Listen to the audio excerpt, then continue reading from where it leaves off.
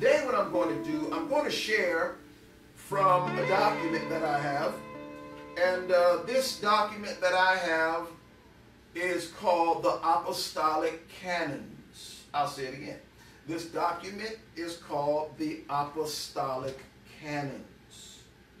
And so it's important that we share something from this for those who might not be familiar with the Apostolic Canons.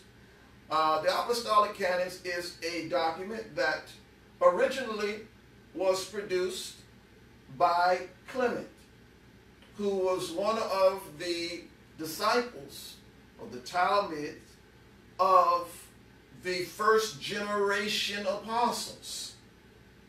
And what he did was put together a set of canons, guidelines for the Messianic Israelite community as they were moving into the 2nd century. And there are a number of these apostolic canons in different languages. And of course, once they were copied in different languages, those congregations in the northern regions of the old world at that time, in particular in the area of Rome and Asia Minor and Syria, in those northern areas, they made some modifications to the original document. However, this document that I have is from Ethiopia. Those congregations that were in the southern regions, they preserved things in the apostolic canons that we find a great evidence that they maintain the 1st century ancient Hebraic way of keeping the faith, which included keeping Sabbath and also honoring the feasts, such as Passover being one of them. But a portion that I want to read in this document is actually the last canon of the document.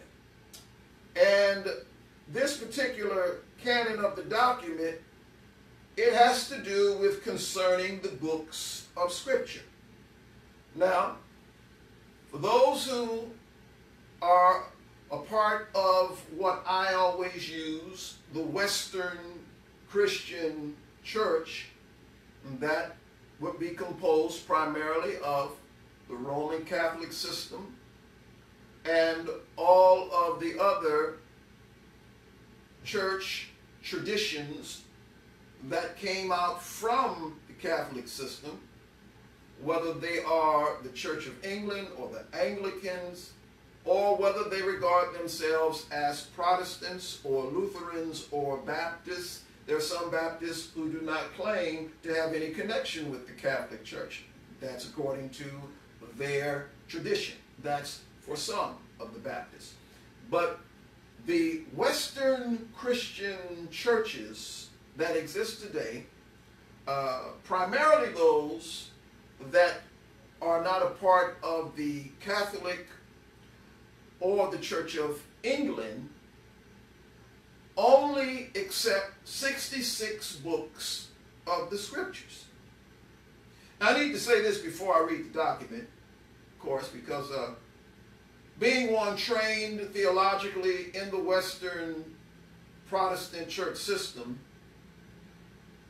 I was taught that there's only 66 books in the Scriptures, and that all of the other writings that were not a part of the 66 books of Scripture that was canonized were not inspired of Elohim.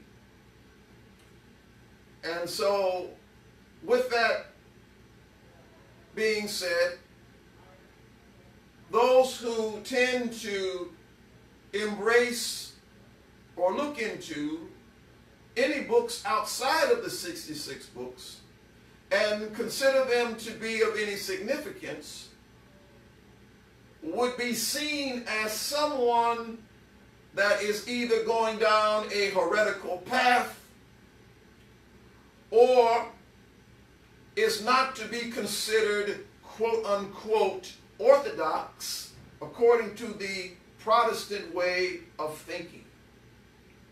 And so, being a Messianic Israelite, because I don't use denominational terms, the faith that I embrace is a faith that is pre-Roman Catholic. So those of us who embrace the faith from its original Hebraic and Israelite perspective, we regard ourselves as Messianic Israelites. We have chosen to embrace all of the writings that our predecessors of the first century embraced. And that would, I would think, sound pretty logical. Wouldn't you say? I would think that would sound logical. That those who believe in the Messiah of Israel and the writings of the apostles whom he sent, whom he said, that those who will hear you will hear me. So I believe it's important that if we are to embrace the same books that they embraced and read the same books that they read and utilize that same information that they had available to them, I don't find that that should be an issue. However, there are those who have a different opinion and who have written many books to shed a tainted light on books that are regarded as not a part of the 66. So I want to read this document. As I mentioned, this is the Apostolic Canons. These were the books that the apostles had used. And this is not the summation of all of the books that the apostles used. We have evidence that there were also the book of Yahshua and the book also of Enoch that is quoted from and used in the scriptures. But this particular listing is quite revealing about what the ancient fathers used. So let me read. Canon number 55. Concerning the books of the Old and the New are to be received in the Christian church. And these books shall be sacred and honored to the clergy and laity. And these indeed are of the Old Testament. The writings of Moses, Genesis, Exodus, Leviticus, Numbers, Deuteronomy, Joshua, the son of Nun, Judges, Ruth, 4 books of Kings, of which the first and the second are one book, the third and fourth one book, 2 books of Chronicles, first and second Ezra, 1 book of Job, Esther, Tobit, Ecclesiastes, and 150 Psalms of David, the Proverbs of Solomon, Ecclesiasticus, the Songs of Solomon, the 12 minor prophets, Isaiah, Jeremiah, Daniel, Ezekiel. Then it says, these writings teach your children. Besides these, or along with these, the wisdom of Solomon, Judith, 3 books of Kuphale, or Jubilees, Jesus, the son of Sirach, the very wise. Then also the books of the New Law. Notice it says the New Law, or New Torah, because that is the understanding of the word law. They regarded what has been called or deemed the New Testament, the New Law, or the New Torah. 4 Gospels, Matthew, Mark, Luke, John, Acts of the Apostles, 2 letters of Peter, 3 letters of John, 1 letter of James, 1 letter of Jude, 14 letters of Paul, the apocalypse or vision of John, 2 letters of Clemens. Now, all of these books that I just read were the books that the apostles had embraced, but also Clement, who was one of the disciples of the first generation of apostles, he had written also a couple letters, and his letters were embraced as well. This is interesting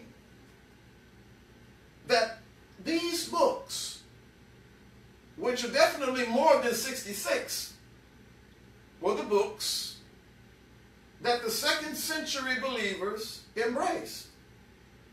Now, if you look into the apostolic canons of the congregations or the churches in the north, they have the same information.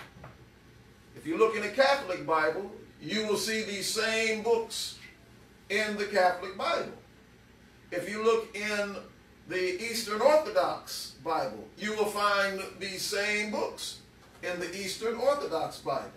If you look at the canon of books in the Ethiopian Orthodox Church, you will find all of these books plus all of the other books that were used as well that are quoted and found in the scriptures of the renewed covenant, or what they call the new law or the new Torah.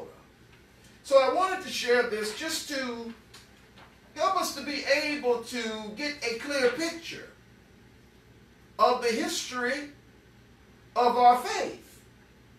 Because we need to ask the question, if these are the books that they received and that they used, then why were they taken out? And I'm not going to spend a whole lot of time trying to get into why they were taken out. Like I said, there are some books that Protestant theologians have spent a great deal of time writing and having discussion about how these books are not inspired and they're called apocrypha, and how they only need to be read for information purposes. But what I find interesting is that many statements of Paul, many statements of our Messiah Yahshua, quote the book called Sirach.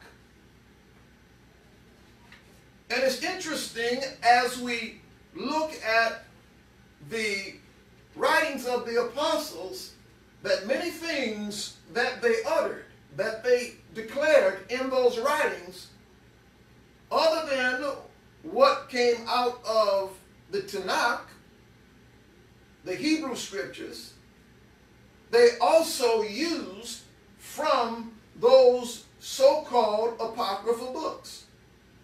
You judge for yourself. But I am one who's not afraid to go and investigate ancient information and to challenge the present belief system. Because I believe that as believers in the Messianic Israelite community, we need to follow the faith of the predecessors of the 1st century.